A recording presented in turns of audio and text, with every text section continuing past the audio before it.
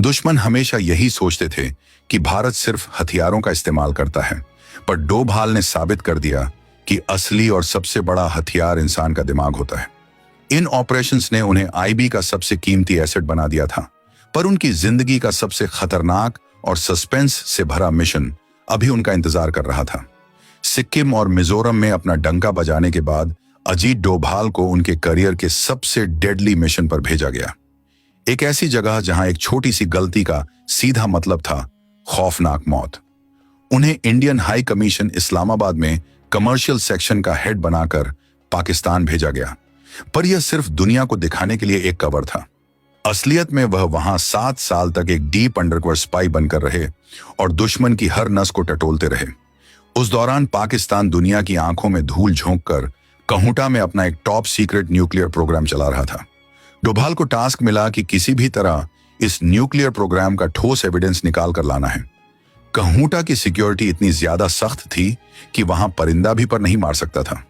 बड़ी बड़ी दीवारें और छप्पे छप्पे पर पाकिस्तानी फौज का पहरा था। तब डोभाल ने एक भिखारी का भेष बनाया और कहूटा की सड़कों पर महीनों तक भीख मांगते रहे। उन्होंने बड़ी बारीकी से उस पूरे एरिया को ऑब्जर्व किया। तब उनकी पारखी नजरों ने देखा कि पाकिस्तानी न्यूक्लियर साइंटिस्ट बाल कटवाने के लिए एक खास बार्बर शॉप पर आते हैं। डोभाल ने उस नाई की दुकान के बाहर डेरा डाल दिया और बड़ी चालाकी से उन साइंटिस्ट्स के कटे हुए बाल जमा करके टेस्ट के लिए भारत भेज दिए। जब उन बालों का टेस्ट हुआ तो उसमें यूरेनियम और रेडिएशन के ट्रेस मिले।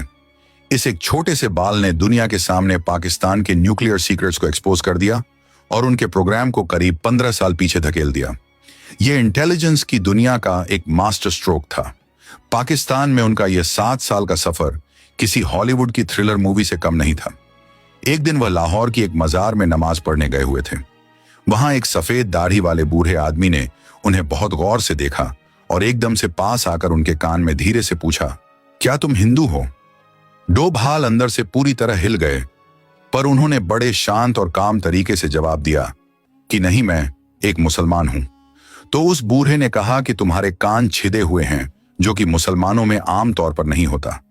वह बूढ़ा आदमी भी दरअसल एक हिंदू ही था, जो वहां सालों से भेष बदल कर रह रहा था, और उसने डोभाल को अपने घर ले जाकर अलमारी में छिपी भगवान शिव और दुर्गा की मूर्तियां भी दिखाईं। इस इंसिडेंट के बाद डोभाल को यह रियलाइज हुआ कि उनकी एक छोटी सी शारीरिक पहचान पूरे इंटेलिजेंस नेटवर्क को तबाह कर सकती है। इसके तुरंत बाद उन्होंने बिना समय बर्बाद किए अपने कान के छेद को हमेशा के लिए बंद करवाने के लिए प्लास्टिक सर्जरी करवाई, ताकि आगे ऐसी कोई गलती कभी ना हो पाए। 7 साल तक दुश्मन के ही घर में रहकर उसकी जड़ें काटना किसी आम इंसान के बस की बात नहीं थी, पर डोभाल के लिए खतरा ही उनका असली खेल था।